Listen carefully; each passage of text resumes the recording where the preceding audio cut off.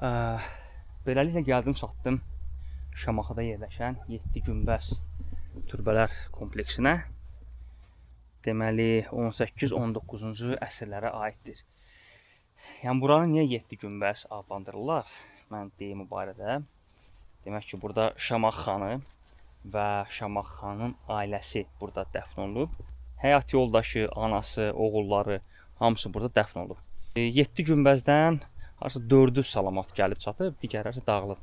Bax belə. İndi baxaq. Deməli burada da Mustafa xanın özünün də məzarı var. Belə. Bu hardasa belə deyim də, artıq günbəzi tam fərqlidir.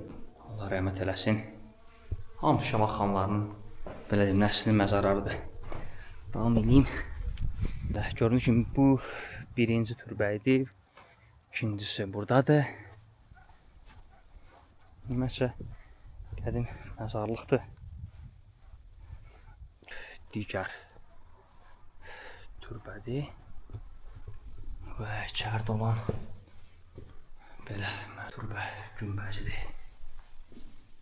Belə. Davam edeyim. Digər türbə. Bu türbələrdən biridir. Mustafa xanın özünün və onun belə deyək, ailə üzvlərinin məzarlarıdır burada hamısı. Göründüyü kimi burada 4 dənə türbə salamatdır və digərləri isə aşağıda yerləşir. Baxın, ondan sonra dağılıb yəni həmin türbələr. Və 4'ü isə 3'ü tam salamatdır, biri belə deyim nisbətən dağılıb, digərləri tamamilə dağılıb. Bax belə. Həm baxaq, burada kitabəsi də üzərindədir.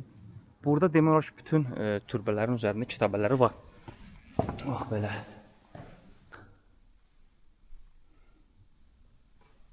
Belə. Ümumi olaraq yenə deyirəm, yəni sufilərin türbələrindən tam olaraq fərqlənir. Burada dairəvi günbəzdir. Sufilərin türbəsində isə hamısında belə deyim 8 güşəlidir. Belə, Allah rəhmət eləsin. Mən Mustafa xanın belə deyim 40 qız abidəsi var. Bilirsiniz 40 otaq deyirlər ona. Həmin qalanı vaxt ikən gəlib çəkmişəm. O İsmaildə yerləşir.